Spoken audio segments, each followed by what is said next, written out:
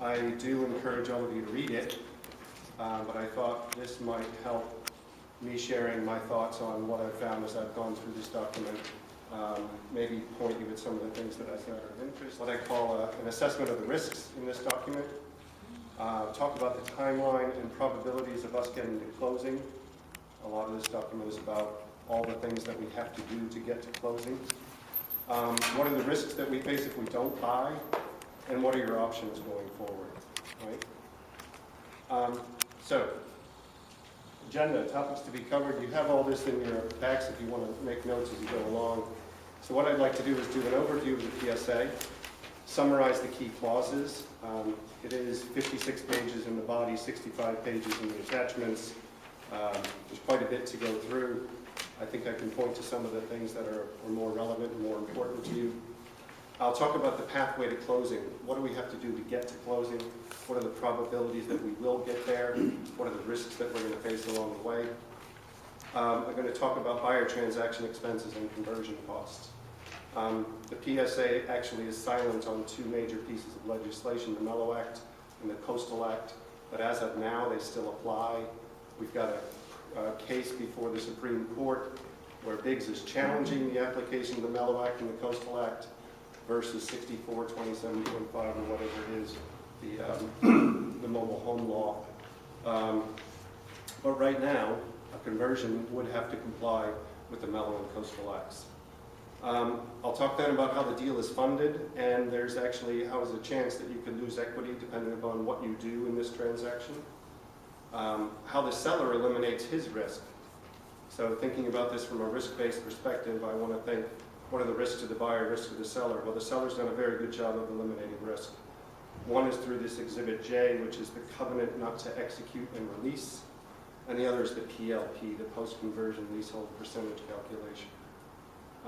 Both of those documents eliminate risk for the seller or dramatically reduce it and increase risk for the buyers and the residents. And it can eliminate equity for people who don't comply with certain terms of this PLP. Then we'll talk a little bit about a risk assessment. What happens if we don't sign up for this deal? What's the future look like? A little recap from where we were a year ago to see if any things have really changed. Then next steps, which form to sign. You're going to be asked to sign a covenant not to execute and release, which is a form that protects Biggs' assets. And it basically is the form that's going to be used for you to give your ratification to this. There's an opportunity for you to take another side. As opposed to the yes vote, you could reject this and say, there's a form that you can sign that says, no, I don't want to support this conversion. And that's something from the state of California that we'll take a look at. I'd like to do a bit of Q&A on each slide and a general Q&A at the end. I know some people were frustrated at another presentation, I don't know, last week or something, where somebody wanted to go through the whole pitch and just take questions. But I think it would be more relevant if I take questions as we go to the specific points. If it's something that's off topic, I'll make a promise to take notes on it, and I'll just pop up my little notepad here, write down the questions, and we'll come back to it. And we'll have a general Q&A at the end. I know I've budgeted about 2 hours of your time, try and respect that, so I'll motor on. So, what's in the PSA, an overview? This is the outline of the document. There's 17 sections in the body. That's the 56 pages. Those are the numbered pages. Those are easier to find your way around. Then there's the exhibits and schedules, exhibits A through P. I describe them as mostly benign or omitted by benign. I mean, they're not really things you need to be concerned about. You know, an exhibit that says, when we buy the park, we get the golf cart and the pool furniture. There's a bunch of stuff like that. But there are two things that are not benign at all. The Exhibit J, the form of covenant not to execute and release. That's where you give up rights to pursue Biggs if he commits any wrong from the period of ratification through to whenever. There's Schedule 2C, which is the list of basically Schedule 2C is very tightly linked, as you'll see, to Section 6, Conditions to Closing. That has a list of the conversion costs that we expect to to incur, what their estimates. And then Schedule 15E5, that's the PLP, post-closing leasehold percentage. So like I say, I think you should read this entire document, but I think we should pay particular attention to these clauses that are flagged in red. The purchase price, the due diligence period, etc. So, any questions on the whole document itself before we go into any specifics of it? Okay, so those things I flagged in red. Let's look through each of them now. Section 2, the purchase price. Now this has an interesting and complex formula for calculating the purchase price. We won't know what it is until we actually go through the whole process, actually spending money to get there. But basically, we pay off Biggs's $9.4 million note, and he gets a kicker at the back end. He gets this, what he calls a seller participation, 60% of the proceeds of the home sales after the fact. Yeah? Other very important part about Section 2 is it contains this Section 2C, buyer transaction expenses. The very important part about that is all of those buyer transaction expenses are funded by the buyer. Now, they can be split or adjusted, etc., post-closing, but funding, as in you put the money up front, so it's your money that's being spent from the time of ratification to the point of closing, if we ever get to closing. The document talks about a hillside repair, and this I find a little frustrating because in some parts it calls it a hillside repair, and in other parts, for example in Section 6E, it more specifically calls it a hillside repair agreement. So there's no actual hillside repair. I think for years a number of us have been saying there's no park purchase until there's a hillside fix. Well, in this arrangement there isn't a hillside fix. There's a promise that there will be a hillside fix in the future. There's a financing arrangement, but there's no actual shovels, cement, earth movement. It's just financing documents and promises. Very, very important to understand. So, Section 4, due diligence. That bold quotes, that's not mine, that's in the document. It says, as is, whereas, and with all faults. So if you're buying this property, you're buying it with the faults that it has now. The sewer systems, the lighting, the infrastructure, the hillside, the front cliff, blah, blah, blah. Like I said, I think we were promised a deal with no deal without a hillside fix, and I don't see a hillside fix in this document. Funding for buyer transaction expenses, that's outlined in Section 5. The first part of it is a rent increase of $150 a month. That's about $22,000. Assume there's 150 units. That generates about $22,500 a month, about $270,000 a year. And after 36 years, you'd get to the $9.7 million we need to cover the buyer transaction costs. So obviously there's not going to fund all the work we need to do to get to closing just for the rent increase. $90 of that rent increase is permanent. So if 6 months into this transaction, we realize we're never going to get to closing and we stop, the rent increase goes from 150 back down to 90, but the 90 stays. The other big part of funding for these buyer transaction expenses, and I'll go through what those are, they're estimated to be about $9.7 million. I think they could be considerably more. It's a clause that says contributions from purchasers. So what will happen is there'll be solicitation for additional funding, and I see this as one of the opportunities where the people who have access to funding can take great advantage of those who do not necessarily have access to funding. I think this is all linked to the sales pitches around getting more bang for your buck. But again, you need to look at that very closely yourself. Conditions to closing. There's 6A to 6Z. There's 26 clauses. I think they ran out of letters. There's too many to talk about here. I'm going to talk about some of them on the next page. Seller's covenants. Covenants are when one party in a transaction commits to doing certain things. Now, the seller covenants or commits to saying, I promise I'll pursue a rent increase in clause 13 sub II. That's not a big surprise to me. I think Biggs is going to try and pursue rent increases wherever he can. This clause 13I5, lifting the moratorium on improvements, that's been touted as a benefit. I find it difficult to understand why us fixing up our own homes is a privilege, not a right. I don't see it as a benefit, as a great deal in this transaction.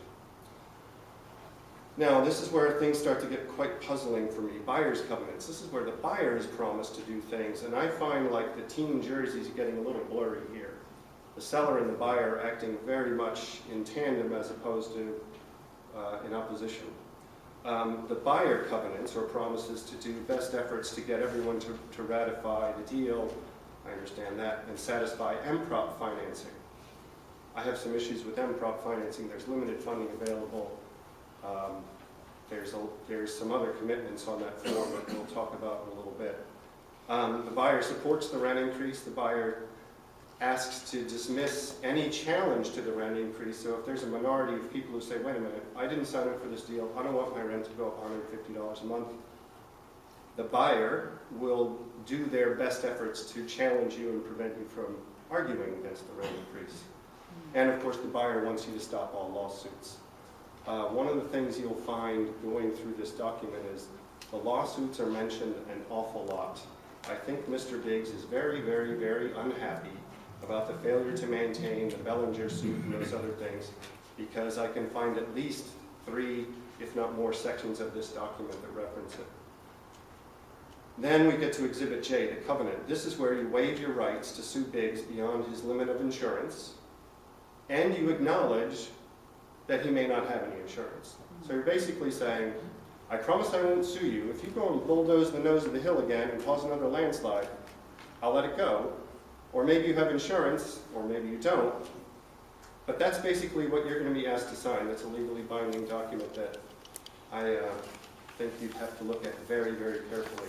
But this is the trigger. This is the trigger for ratification of the deal. This is what's going to be handed to you to say, are you in favor of this deal? If so, sign this covenant.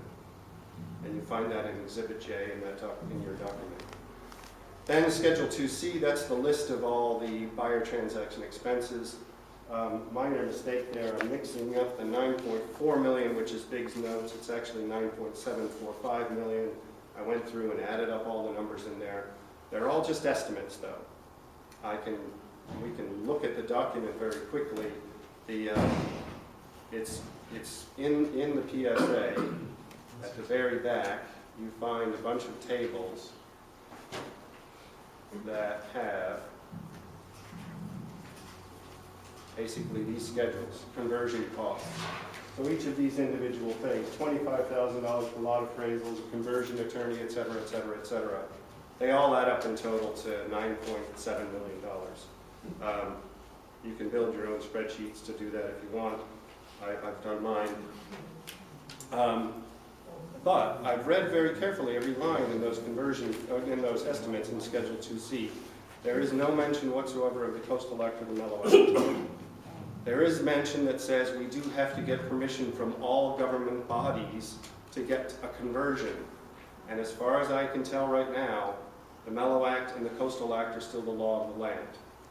So if you're going to get permission for them, it's going to cost who knows what. My original estimates of cost of compliance with the Mellow Act was $51 million. That was replacing 150 affordable units within 3 miles of the coastal zone.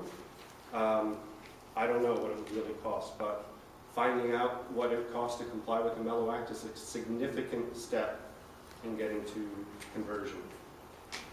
Finally, there's Schedule 15E, Section 5. This is the PLP, the post-closing leasehold percentage. It's very similar to what you see in Exhibit J. As a matter of fact, a big part of it says, if you want your equity, sign Exhibit J, which is the waiver to not sue Biggs for anything he does. Again, something to look very carefully at, and we'll look at in more detail here. Any questions in general on any of these clauses? Yes? Hi. Number 5, if I understood you correctly, you said that even if the deal doesn't go through, they're going to keep $90, the $90 increase will stay on everybody's rent, Correct. but you didn't say what are they doing with that $90 increase. The You nine, mentioned the amount of money that it would increase. What are But they just- doing with that? If it doesn't go through, what is that? if it doesn't go through, so let's say you ratify the deal, we take a $150 a month rent increase, then we realize we're not going to get to closing, so we terminate, and then the rent increase goes down from 150 to 90. And with That's just money to Biggs. For nothing. for a deal that didn't go through. Yes, it sticks. It stays in your base rent, and then it's then increased by the CPI every year after that. So, yes? Would you explain the Mellow Act, because we aren't actually going to be eradicating any affordable housing units, they'll still be there, it's just changing ownership? No, you're converting it, so you're eliminating. Read the LA But, well, versus. they're still on the marketplace, they still exist right there, Right. anybody who wants affordable housing can buy from us, just the way they could the day before. I don't really know why the Mellow Act, why we would owe them anything. We're not deciding as a group to throw out all the mobile homes and build $1 million condos there or something. All I can tell you is that the appellate court said the Mellow Act applies. Read the LA versus. In what way? In the Read way that. that Read the the app. appellate court says it's I the sent law. an email with all the information about it. Until the Supreme Court overturns it, it Right. stays, yeah. Yeah. So I would It's legal suggest you right speak to an attorney about how the Mellow Act applies. I'm not an expert in the Mellow Act, but Well, I know the Mellow Act is applicable, but only if we were to do literally no longer have a mobile home No. park situation there. That's not what the court said. So Okay. read the court's Yeah. decision. I Then will, just- yeah. yeah. okay. Anyone, anything else on this? Okay, good. Yeah, I just need, Oh, yes? Sorry. or maybe I'm out of order because maybe you're just talking about specific things. I was talking about those specific clauses, 2, 4, 5, 6, 13, etc. Page 4 of your document. I'm seeing, I see. Sorry? The ones that are up there. Yes. Yes. I just have a comment where it said you could only sue him for insurance. If he knows everybody signed that, there's no reason for him to get insurance because insurance is only to protect him from loss. There may be other things that would compel him to have insurance. I don't know what they would be. Okay. He may have a requirement to have insurance, his note holder, for example. If I lent someone $9.4 million, I'd want them to have insurance. Mhm. So there's probably some compulsion elsewhere. And we're just acknowledging that we can only sue to the limit of that insurance. I would guess he would maintain insurance. But not, he wouldn't like have failure to maintain insurance. But If if he people settled this consider- lawsuit, I the don't- lawyer said he can't get insurance for another 3 years. That's what They mean the lawyer failure said. to maintain insurance. Yeah. Okay. But once he settled this lawsuit, he won't be able to get any insurance again for another 3 years. That's what he It said. sounds reasonable. I don't know that to be a fact, but it seems like it's plausible. Yes. Sorry, I can't stay, I have somebody waiting for me, but I wanted to know, is there anything that we can do to prevent this now? And I'm going to help whoever. I suppose there is, so that would mean I should move to the next page. So, when you get your ratification packet, okay. So some of you have been to a presentation about the PSA. You're told, here's a summary of the deal. You're going to be given a ratification packet at some point. I don't know when, but it's supposedly coming. And in that packet, I believe, I don't know for certain, but I know to ratify the deal, 51% of you have to sign this covenant not to execute and release. That when you sign that covenant, you authorize this $1,800 a year rent increase. You authorize the board to start spending unlimited money on conversion, and it is truly unlimited. There's estimates in there, but there are no limits.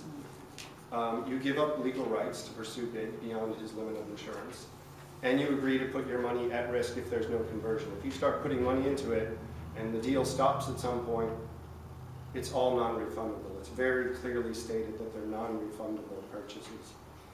And yes, you do have a choice. You can say no on this simple 2-page California MPROP form. The deal itself says 67% of the people must ratify, on the MPROP form. So conversely, if 33% plus one say no, then you can't get to 67% and the deal never gets to closing. And if you say no, you're saying no to the rent increase, the conversion costs, the requirement to dismiss suits, and potential loss of equity. Yes? That's incorrect. If we don't get 67%, we can't get MPROP funding. It would not stop us from going ahead with the deal with 51%. It's a condition to closing. Only for MPROP funding. No, it's not. So Let's we look can- at it. Let's look at it right now. Section 6. Everyone have their PSA handy? Conditions- I'll take- What say- page, what okay. page? Huh? What page? Well, I 25? don't know. It's about page 20-something. It's in section 6, and it's conditions to closing. And Closing escrow, page 26. closing escrow. Yeah, it says page 26.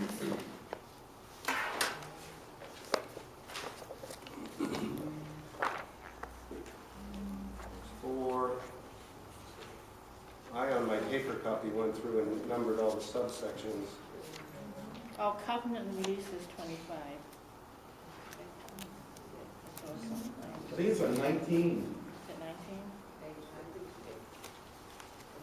Oh, yes, page 19. Oh, and Conditions to financing, closing. 19. Right, so 6B, yeah. prior to the expiration of the due diligence period, which is 3 years, not less than 67% of the owners shall have indicated their intent to acquire the lot on which their unit is situated. Okay? Let's look at the form, which is this MPROP certification form. Yeah? This is the simple 2-page form with Governor Edwin Jerry Brown up in the top corner. It's new as of June 2011. On page 2 of this form, what that condition to closing is saying is you will have ticked either this box that say yes, I support conversion but don't intend to buy, or yes, I support conversion and I intend to purchase in one of these 3 ways. I have my own money. I've got, so this one is, I think I can obtain bank financing. I intend to purchase with cash because I've got cash in my pocket. I think I'm a low-income resident and I may need MPROP financing to assist in my purchase. Now this year's MPROP financing, by the way, is $8 million in total. There's a limit of $2 million per project. So we'd have to be arguing about who gets that slice of the $2 million. Oh, I was just pointing out, it's not only do they have to sign the first one, I support, it says here they have to indicate an intent to buy their lot, so they have to do the second one. Well, yes, you'd have to say one of these yeses. You're right. It would have to be just this. Yeah. Now, here's a box that says, no, I do not support the conversion. Now, if 40% of the people say, no, I don't support the conversion, I think it's a mathematical impossibility that 67% will say, yes, I support the conversion. Well, Biggs has 11 votes. He might vote yes, so. I don't know. I say again, if 40% of the eligible votes say no, Okay. it is impossible for Right. any more than 60% to say yes. You got that right, yeah. So, that was the answer to your question. Now, when did these come around and can we? They're right there. No, I mean, for the people who are not here, can we go door to door and explain things to them? You can. So, do we have extra papers or something? Or You maybe do. I could talk to you another time, but I don't want to take up your time. That's fine. And then just go door to door and get other people to help us make, yeah, That would be great. okay, yeah. By when? What's the date? Well, this 60-day clock is running. It would probably be convenient if it happened before that 60-day clock expired. The PSA was signed at the beginning of October. So the 60-day period runs to the end of November. So soon. Soon, yeah. Right. What's tomorrow's meeting? What is tomorrow's meeting? Is it a duplicate of this or an extension? You're having another meeting tomorrow at the clubhouse, right? Yes, because some people, I assumed people have busy lives. Not everyone can make a Wednesday night. There might be, I don't know, Boy Scout troop leaders or Little League Club, or they're out in the Palisades Bowl. band, I don't know. But yes, just same thing, same topic, same presentation, same Will you concept. have a third meeting for the people who don't come to that? No, I have my friend Mike here with a video camera, and we'll have a DVD. That's DVD. so. And I think Mike's got some whizzy way to stream this online. If your friends are tech savvy, they can just go and what's it called? Vimeo. They wouldn't have to be, except to have internet access with all they need to have. Internet access. So, Is your last name West? You might Do we have your email address in case somebody wants to get in touch with you? Nate, That's Mike Young. I think it's all. Have I not stuck them on the bottom of my blue flyers? Just ask. Oh, I think it's in the end of Everybody this. needs to hear that. If not, I'll make sure you do. So apologies. Yes.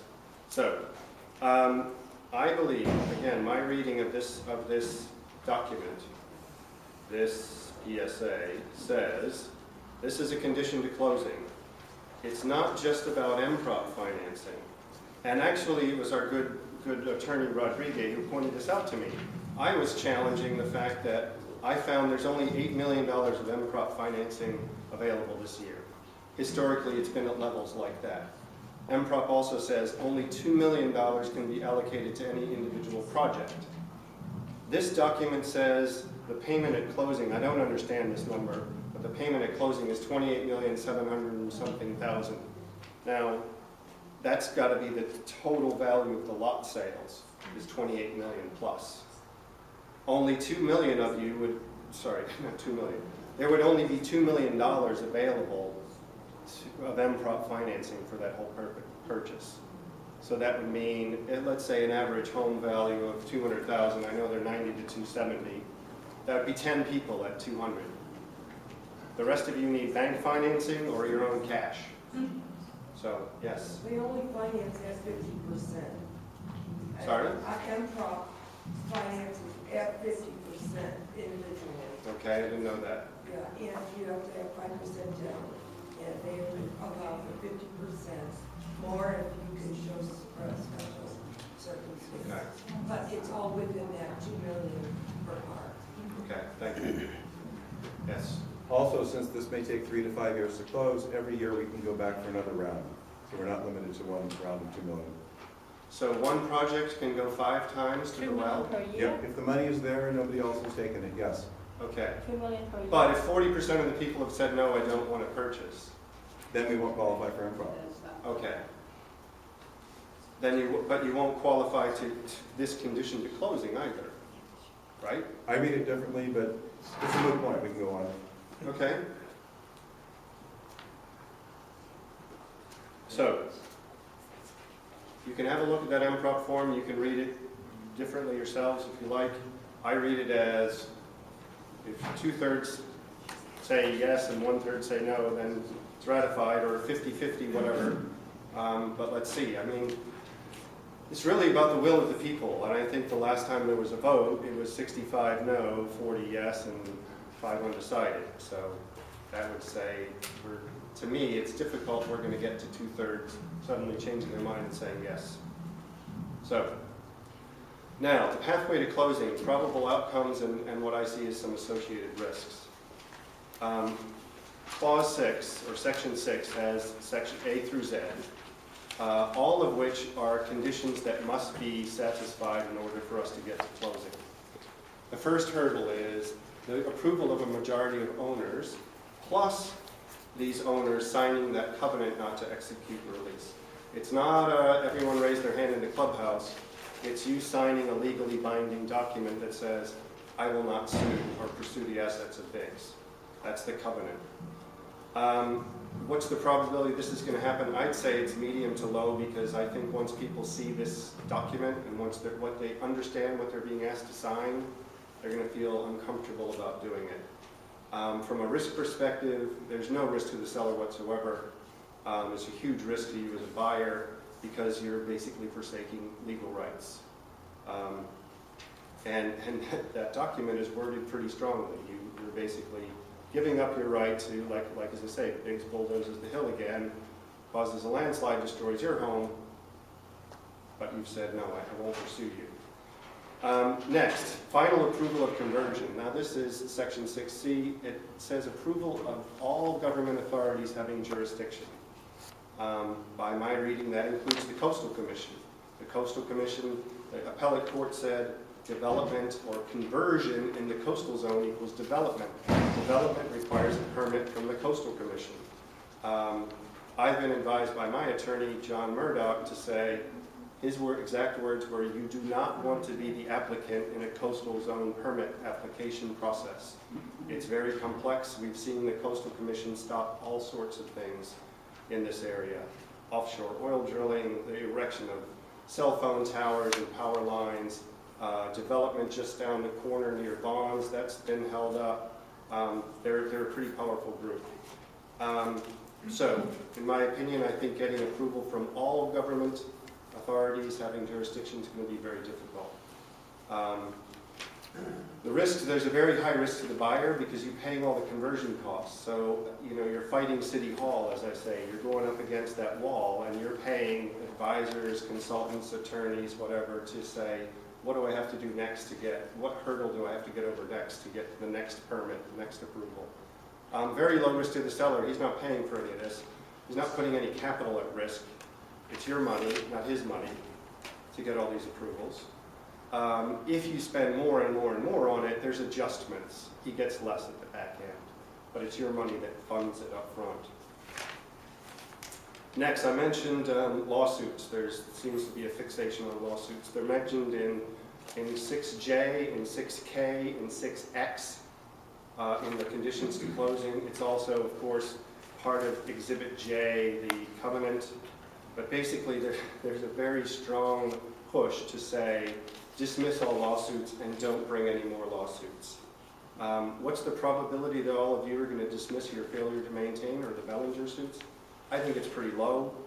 There's a settlement ready for those of you who are participating in the ELTH failure to maintain suit. My understanding, and you probably want to check this with ELTH, if you were to dismiss, they're being paid on a contingency basis. I think the settlement's in the neighborhood of $2 million. They're getting 40% of that. That's $800,000. That's going to come out of their pocket. They're not going to be happy about that, and you're going to pay. If you dismiss a contingency suit that they've basically lined up for you, they're going to ask you to make them whole. So I don't think people are going to dismiss that suit. I don't know about the Bellinger people. Yes? Nothing, the intent of the agreement is not to dismiss on the eve of the settlement. It is over the course of the entire thing, we'd have to make sure that these things are taken care of. And it makes sense. If you were selling property to somebody, do you want to get sued by them again? No. If you're working together to come to a mutually beneficial thing, you do it. But we're not in any way suggesting that people dismiss this right before we get the settlement. No, I know it says that 80% within 1 year and 95% in 2 years. Yes, I know it's not in one day. I Yes. attended the Bellinger settlement hearing, and the settlement is approved, it's going through, and it's dismissed. And the judge will retain jurisdiction over the settlement to see that it's enforced. Was It it isn't that dismissed you're with going to not prejudice have- or without prejudice? I believe it was with prejudice. They're not going to Right, bring which again. means you can't sue again, so you've lost the right to sue again. Yes, but they have gotten a settlement. The settlement that they're asking people to sign, I think, is outrageous. I don't think people should. Still, they're going to get that amount of money and then dismiss, and that will be considered. In other words, they won't insist on going to trial. That's great. When Not if we going got to to it, I trial. think if we got this before a jury, we could Well, get we a signed to huge, not to go to trial anyway. I think we could get a very good settlement that might give us a lien on the park and some leverage here if we took it to the jury. But if everybody's Well, caving we in and signed to taking say this not to go miserable to bit of money. trial. Why We didn't you want to signed not to park? go to trial. The trial should have started by now. Right. I'm not a party to any of those suits. Yeah. Just the reading of this document tells me, and my understanding of what's going on, it tells me I don't think all the suits are going to be dismissed. What I want all of you to be able to do is your own risk assessment. I want to point you to certain things and have you think about risks and probabilities of certain outcomes. And if you look at that section 6, 6A through 6Z, all of those conditions must come to pass to get to closing. So you'd ask yourself, what's the probability that all the stars are going to align and these things are all going to happen? That's what I would do if I were investing money in a deal. I'd say, what's the probability I'm going to get to closure on the deal? So, similarly, MPROP financing and Section 8D4, the closing payment. These are very, again, tightly related. 67% of the residents have to sign the MPROP application form indicating they're in favor of the conversion and they intend to purchase. And the document in Section 8D4 says that we have to make a payment at closing. That's that weird 28,741,000, whatever. What does that mean? That means you folks got to come up with, between you, so $28 million somehow. Some of it might be MPROP financing, some of it might be from a rich uncle, some of it might be money you have in the mattress, I don't know where you're getting it from, but you have to make the payment at closing. If you can't make the payment at closing, there's no closing. So that, again, goes into the formula where you say, what do I think the chance of us getting to closing is? Yes? Okay, so now I've been very confused, but now something heavy. So if the probability to get all these things line up in order for it to happen, but the rent goes into, the higher rent goes in the moment things are ratified and stays in place, is this just a way to get higher rent control? Exactly. There we go. You want to. And I think that's possible. Yeah. If I owned this park and I wanted to raise the rent and eliminate my risk, if I throw this deal out there and say, here's a carrot, give me a rent increase, and by the way, don't sue me anymore, I win. I don't care if you get to closing. I've won. It's a great day for me. Did you get rent control? I just got rent jacked, and I had my risk reduced. I'm laughing. The city has suggested to him that he try again after he failed at the $315 increase, that he try again at 143. The city recommended he do that. So Right. if he was to do that, this deal doesn't go through, that money is going to be going directly into his pocket and not back into an escrow account of which we can service this deal with. So that's the difference, actually.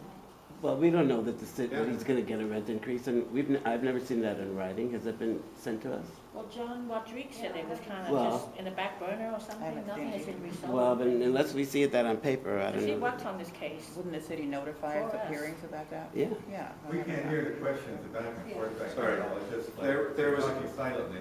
Okay. There was a comment that Biggs is supposedly advised by the city to pursue a $143 rent increase instead of his proposed $315 increase, which was turned down. And the questions to the gentleman who raised the point was, do we have anything in writing? Do we have anything to evidence that? It's just a general uncertainty around John that. actually represented us Yeah, on that case. in John Rodriguez. fighting the 315. Good. He should. He's our attorney. He also pointed out the... So he's taking care of that, and then that's how we know that they recommended. But he, Well, I would want to see that in writing. If John is willing to stake his professional reputation on that, I think you should get something published from John to all the residents that says, in my professional opinion, and here's why, and here's the case law that supports it, here's the correspondence from the city that substantiates it. I'd want some pretty strong evidence that anybody's going to step outside of what LA rent stabilization ordinance says, just because someone had a conversation with Norm Pulla or something. No, I spoke specifically to the case officer at the LA Housing Department. That Writing. Huh? Writing. It's lovely that you all have chats. I want to see things in writing from the LA city saying, dear Mr. Biggs, why don't you pursue a rent increase of $143 and let's just ignore And I this recently- LA rent stabilization ordinance. He's not ignoring It's it. justifiable There's a and proper reasonable. channel under the RSO called the Okay. just and reasonable increase. If the owner can prove that he's not making a reasonable profit, the LAHD will okay a rent increase. He That's requested fine. 315, they rejected that, but said, Because he loaded all his legal fees into it, right? and taking that away, they just say we see $143 of justifiable increase. Okay. With this nightmare. So then if I were Mr. Biggs, I'd pursue that. Everything I've seen Which from is them, what he though, will do. Okay. everything I've So in seen, this way, we can use that money to basically make That's this the happen. part. But we can't That get money, any settlement from the lawsuit. $270,000 a year, We're gonna have to pay doesn't the make a lawyer. dent in the 28 million. Yeah, it doesn't. I did the math. It'll take you 36 years to get to that And we have to $28 pay million our lawyers. payout for pigs. That's a target price. And you And missed the No, it's a lawsuit. requirement. It is a requirement that says If in at fact- closing, it's not a target price. If- It's a minimum payment at closing. You signed to this, you should read it. It's a minimum payment at closing. Where does it 28, say that? No, sorry, Where that's does not it say correct. that? the 28,741,000. It only says it in one place. It's hard to find. I keep finding it and losing it, but it's in here. James, the lot prices are based on splitting up a $28 million pie, representing Exhibit. buying the note and doing all the infrastructure upgrades. Where does it say? And It big says it closure. in 14H, lot purchase prices. What page is that? Well, unfortunately, the pages in the schedules aren't numbered, Oh. so you have to sort of flip through the PSA. It's pretty much towards the back since it's Schedule 14. Because Schedule 15 is the last one, I believe. Here it is. Okay. 274 or 841. 23? Yeah, sorry, I was $28,274,841. But it assumes a total lot value for all lots of $28 million. That doesn't mean we're writing a check for $28 million. Okay, what are we writing a check for? We have to pay off the note, we have to take care of all the repairs and infrastructure upgrades, take care of the conversion costs, and all the lot sales are based on an aggregate total of $28 million. So what you just And said. if half the lots sell, then we'll have something like $14 million to deal with, and the other lots will continue doing rent, and over time, that's when Big gets his things. So the minimum payment at closing then is all your conversion costs, which you estimate to be $9.7 million, plus Biggs is $9.4 million. So we only have to, in this room and a few other people, come up with about $19 million, not 28, right? And realize that the Yes, rent increase correct. over 5 years will generate several million too, so that goes into it. Several million, the rent increase? No, $270,000 a year. Okay, so over 5 years, So 5 years, 1.5 1.4 million, million. something like that? James, it's not correct. You almost got it right, but it's not correct. What's For not us correct? to close escrow, all we need to do is pay off his note plus the initial conversion expenses, Title 25 repairs, which have been budgeted out at $1.2 million. That $1.2 million is to come in during this 3 to 5 year escrow period, which is coming from two different places. One, the rent increase, and two, contributions from the residents, Right. which would add up to a total of basically about $350,000 in contributions. The rest would come from the rent increase. So all we need to close and then take ownership of the park is about $10.7 million.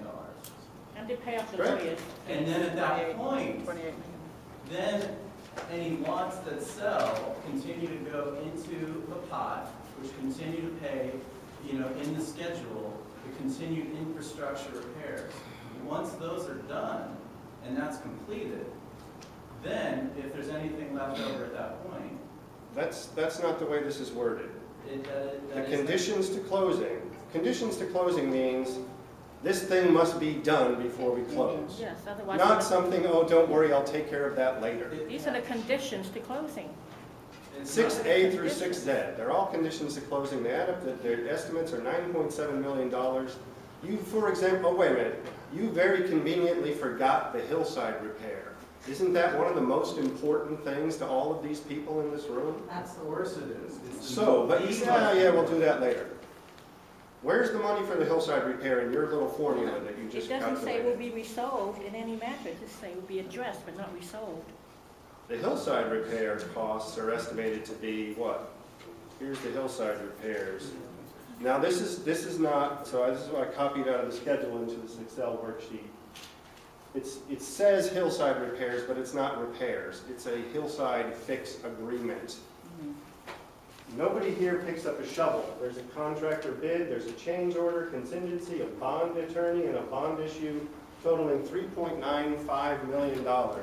Now, in the formula that you just went through, you didn't include that 3.95, did you? You only included the conversion costs at, just $500,000. Now, that's the one that supposedly you're going to get all government approvals, right? The Title 25 repairs, not sure why we're paying to make legal upgrades to a property. The Title 25 repairs are things that says, you can't sell this property because it's not compliant with Title 25. So, do you mind fixing up my property so I can sell it to you? Thank you very much. That's basically what this transaction is saying. You pay to do this stuff. We'll fix up the property with your money, and then I'll sell it to you. Doesn't the seller usually pay for those kind of costs?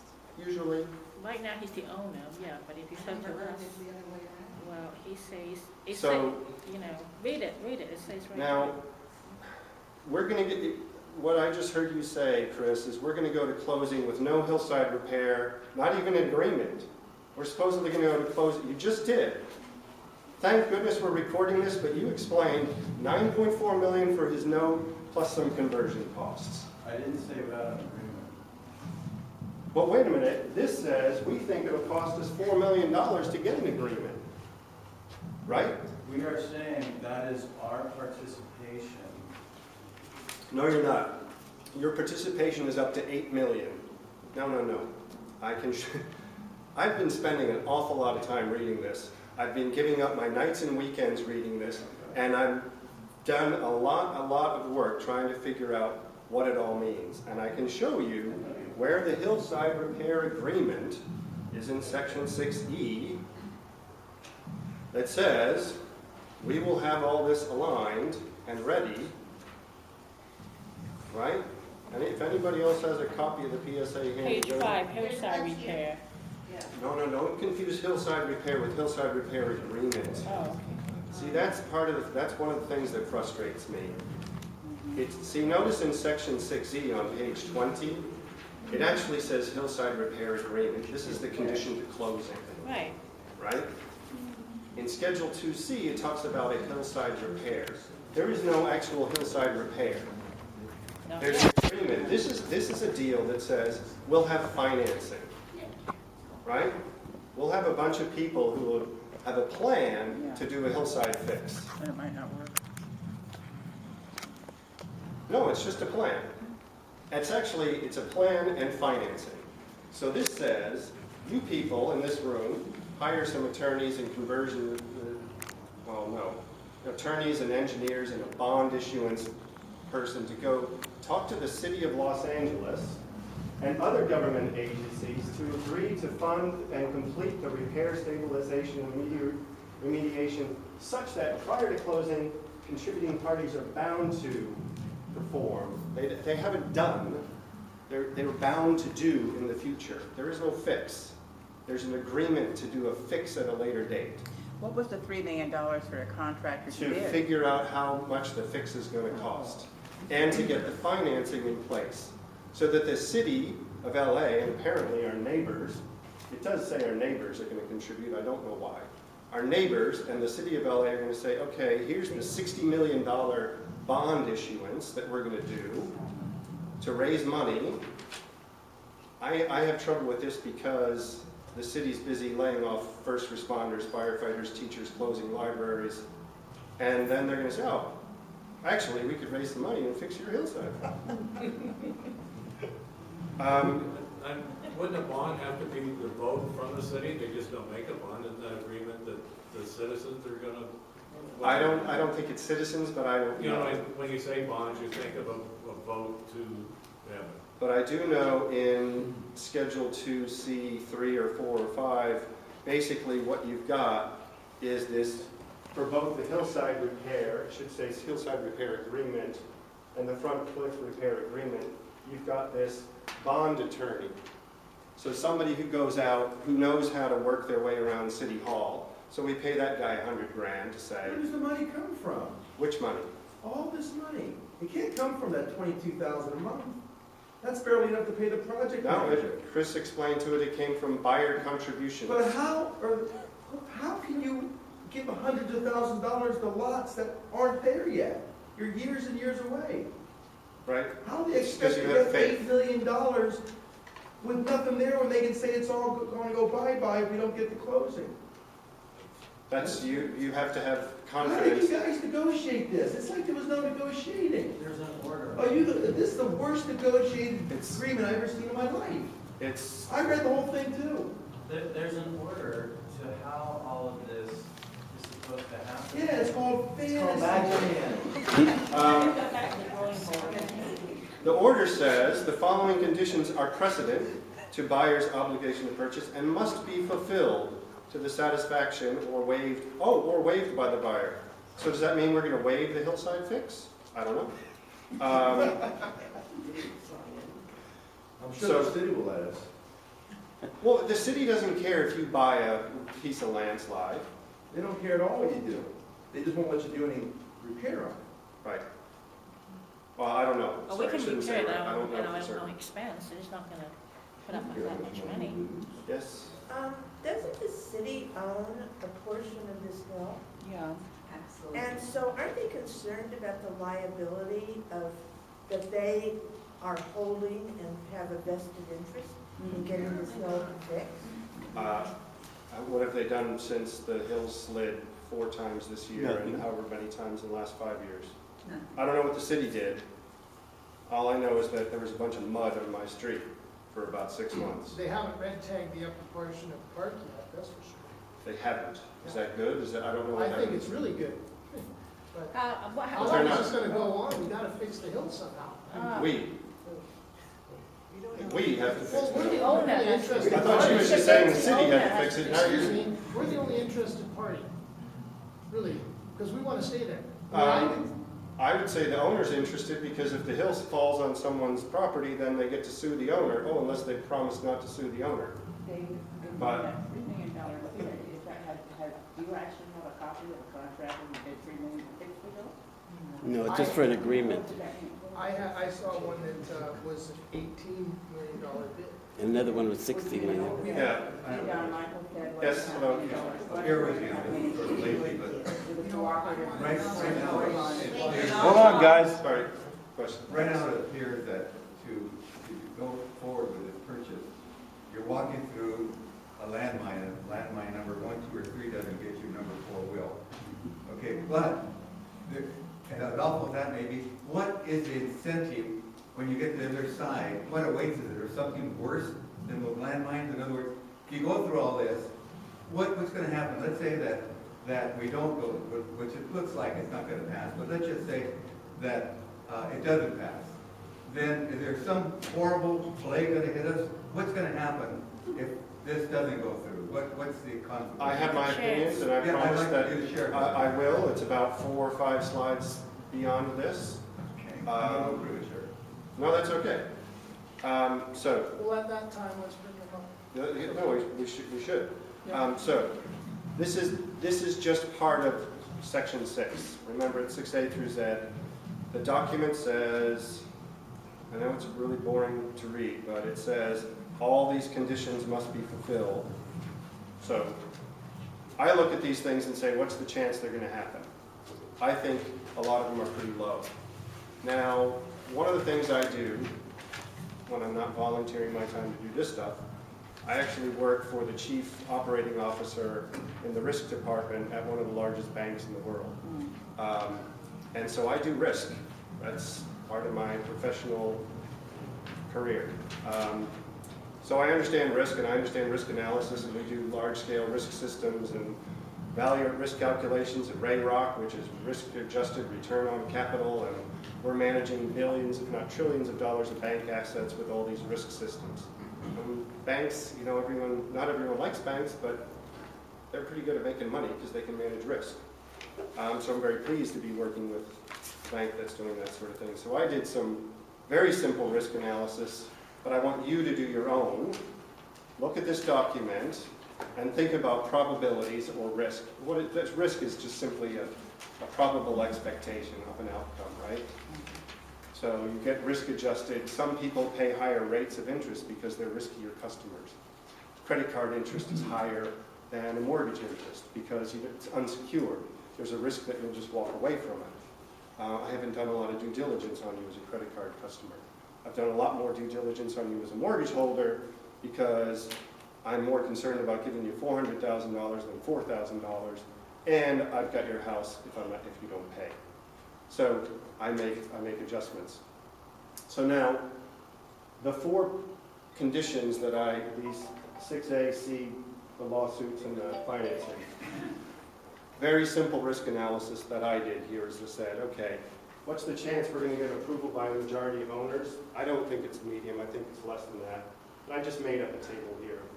High, they're extremely high to extremely low, and assign some probabilities to it. Approval by a majority of owners, and you sign that Exhibit J, you sign away your rights. Let's say it's 50-50, right? Final approval of conversion, that's all government authorities approving the conversion. I think that's pretty low, about 10% chance maybe. All the lawsuits dismissed, pretty low. All of you getting MPROP financing and us getting that closing payment. So signing the MPROP form and getting some mechanism to get to closing. Either, like I said, your rich uncle, the money in your mattress, a bank loan, hopefully you're not over 65, and hopefully you're not on a fixed income. But the chances of you getting financing, well, think about that and think about your neighbors. Now, if I just run this math through here, all of these independent events have to occur. The end state probability of getting to closing based on my estimates is less than 0.5%. Now, you can assign whatever you want to all of these events, right? But do the math and think about, do I want to place this bet? Another simple way to think about this, let's say these are 4 coin tosses, right? Heads, heads, heads, heads. I'm going to flip a coin 4 times, and the deal is to get to closing, I have to hit heads every time. The first time, it's a 1 out of 2 chance, right? Great, heads. Second time, great, heads. Third time, heads. Fourth time, heads. Now, there's actually 16 possible combinations of outcomes. 1/2 times 1/2 times 1/2, or 1 out of 2 times 1 out of 2 times 1 out of 2. So the chances of me getting heads 4 times in a row, it's 1 in 16. It's about 2.5%. If we assigned a very high probability to all these things, you'd get a 65% chance of getting to the end successfully. So if you said, I'm 90% certain all these things are going to happen, just these 4 alone, if you're saying I'm 90% certain these 4 things will happen, 65% chance that you get all 4 of them to go. That's just how probabilities work. This doesn't even include the hillside arrangement, right? This doesn't include the hillside financing. That what do you think the chances are that the city of LA is going to fund a hillside fix for you? And again, I'd ask you to just do your own math.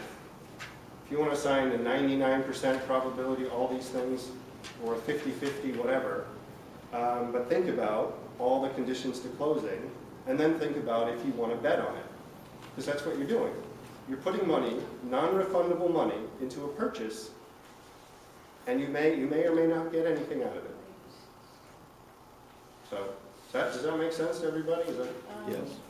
I have a question, maybe to Dave. You say some people seem to say that the front of the hillside needs to be repaired. Will so many geologists report that the front portion of the hillside needs fixing? You know where I am on the edge? They say that needs fixing. Who determines that? There's in the document, right after the C hillside repair agreement, there's a front cliff repair Right, agreement. there's a geologist report that says it does need fixing, and does it need fixing soon? I mean, who determines why it needed fixing in the first place? I don't know. I don't know. Can anybody answer that? Can you answer it? Who did that one, Chris? I wasn't even listening. What was the question? Who determined that the front cliff needed fixing? Was it some geologist report, or who said that it needed fixing in the first place? What essentially happened was we had everybody like a real estate consultant go through and look through all the infrastructure issues in the park, like things that would have to be tended to, not necessarily just even in the immediate future, but things that we would have to deal with as owners 5, 10, 20, even 30 years out, and anticipate those and build those into the agreement. A real estate consultant, did he hire a geologist to look at anything? Well, we know we have an issue just with the front cliff over by the parking lot in terms of just erosion. All that is being contemplated there is an erosion control. You could see just by looking at it. Yeah, I mean, you don't need to be a geologist to figure that out. And no different than anywhere kind of along the PCH. It's not contemplating a huge retaining wall going on in front, simply just stopping further erosion with what you usually see, which would be a... Biggs actually, he gunite. actually drilled some holes. Yeah, and so Biggs, that was part of some of the stuff that he did a few years ago. He wanted to put some more holes where the cars are parked now, but he couldn't do it because of the results of that. So we have an estimate in the PSA that says we're estimating we're going to spend $1.34 million on a hillside repair agreement for the front cliff. Sorry, not a hillside, but a front cliff repair agreement. Not an actual fix, right? It's just the same thing, it's financing. It's a financing and a plan for fixing the front cliff. Yes? I do believe if you want to do anything on the front hill that faces PCH, you must get permission from the coastal commission. Okay. Yeah, you can't fool with that area there without getting permission from the coastal commission. Very good, thank you. So, encourage you to do your own analysis, but it's basic, simple math. Go through the document, think about what probabilities of things happening, and do the math. Now, buyer transaction expenses. So all the things in section 6, conditions to closing, not all, about 7 of them, have a corresponding schedule in Schedule 2C. That's where we do the estimates of what these things are. So we estimate that before we get to closing, we're going to spend of your money about $385,750 on escrow and due diligence costs.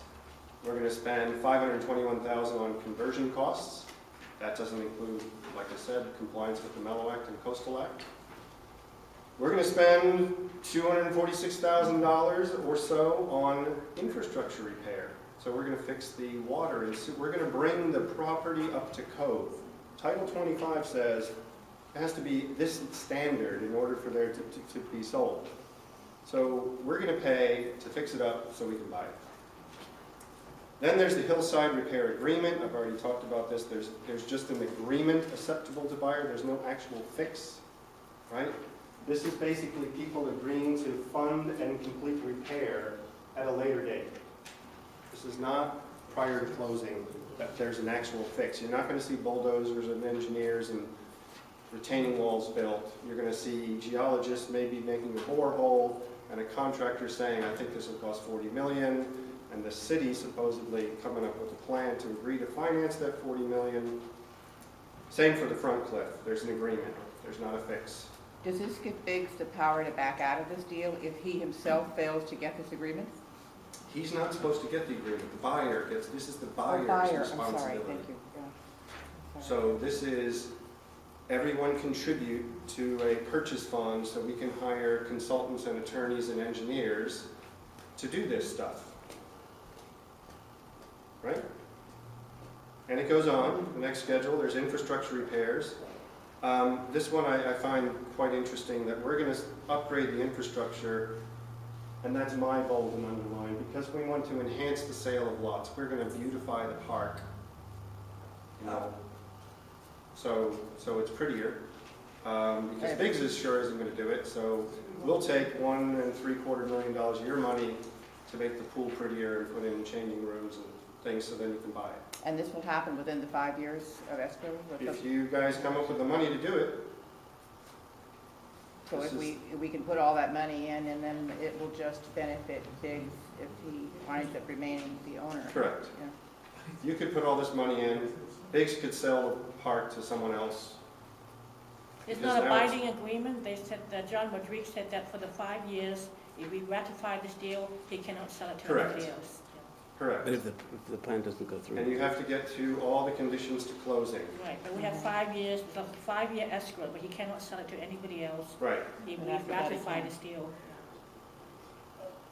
So then, if you don't get to closing, but you've paid to fix the thing up, Yeah, well, he's no, got a nice I'm not asset saying to I sell. want it to close, but that's the condition. that Correct. once we ratify it, he cannot sell it to anybody else while it's in escrow. But if Right. we don't close, then he can. Yeah, but that's gonna take 5 years, right? Well, it could drop, it 3 could years. stop before then. The due diligence period is officially 3 years. There's a clause that allows you to extend it 6 months, 4 times, to a maximum of 5 years. So we have to do all those things within the next 3 years before it closes escrow. You gotta try and do them in 3 years. If you can't do them, then you appeal to Biggs to extend the due diligence period, 6 months, 6 months, 6 months, 6 months. That's the deal on the table. James? Can I Yes. just clarify, Yep. just so we're all saying the same thing. That's all I'm trying to do here. The only 3 things that we have to do to close and come up with money for are the first 3 on your list. Then after that, there will be First 3 being the escrow, conversion, diligence and costs, Title 25. the Title 25 and the conversion cost. So you're gonna go on record now saying no hillside fix, not even a hillside repair agreement. No, I'm not going on record and saying that. The hillside agreement has to be in place. See, there was a challenge, and this was the trick. And to be honest with you, it would have been great to have you there as part of this discussion and trying to figure this out. How do we actually come up with our portion of the money for the hillside if we haven't been able to close yet? Essentially, what we've tried to do with this deal is use the lot sales to bring capital, into the pool. No, you're not. And so what we wanted to make sure we did is have that agreement and then the capital, so then we're able to close just the initial closing. And at that point, for example, like the front cliff repair. Initial closing? The initial closing, what you need to do for us to close. Where's the initial closing versus closing in this Just document? closing, just closing. There's no initial, there's closing. Just closing. Okay, Just closing. it's a legal document, we need to be precise. And when I'm saying initial, I just mean these 3 parts. Then at that point, we know, obviously, we have this huge line item, and the biggest concern, obviously, is the hillside itself. If there was a way for us to have the money prior to closing, then we would have done that. So what we tried to do was secure an agreement with the city, and if we don't have that, then there's no deal here. Then at that point, the next lot sales would then go into funding that hillside fix. So yes, the hillside is not going to be fixed during escrow. Because why? We just won't have the money. We've got to have this lot sold to bring the money in to do the hillside fix. No, the lot sales are not gonna fix the hill, they'll pay a portion of the hillside fix, right? You mean in terms of the overall? Yeah. Correct. Because we don't anticipate, obviously, we're going to pay for the whole thing. But you're saying, this troubles me, you're saying the conditions to closing, despite what it says in the document, conditions to closing, section 6, the following conditions, and what follows is A, B, C, D, E, F, G, H, about 17 pages of it. And you're saying actually only A, B, and C count. For closing. The other items have to happen, and they are... So we're just going to say, okay, don't worry, Mr. Biggs, we'll take care of E, F, G, H, I, we'll take care of that later. After closing. That's right, and there's an order, and that's what I'm trying to say here. Oh. I'm sorry. It's there, it's First black things have and to white. happen. We write the That's- contract then. Don't put it in This is a there. contract that It's a contract, it's says, a binding contract, yeah. these are the conditions to closing. I mean, Yeah, it's not A, B, and C. It's, But they rewrite the whole thing, It's a That's- contract. again, like I said on slide 1, read it. But when I read it, it says, the following conditions are precedent to buyer's obligation to, you must do these things. It's not, you must do some of these things. Yeah. I think what's confusing is that this is just the agreement has to be done by closing, and that's gonna cost $3 million. After closing, then it'll be fixed. But prior to closing, you have to have an agreement that's gonna cost that $3 But million. it's not Financing agreement arrangement with who's the gonna city of fix LA it. Yeah. and our An neighbors. agreement seems to point to Right. us fixing it, not And Biggs that's what fixing costs it. money. We're not anticipating it's gonna cost us $3 million to come up with a financing arrangement. You understand that? Well, no, because what you put in the document was, we think it's gonna cost $3 million to come up with an engineering plan to fix the hillside. We're saying that is our participation in the Nope. overall. Nope. And we have a No, you're not. contingency Nope, to nope, go up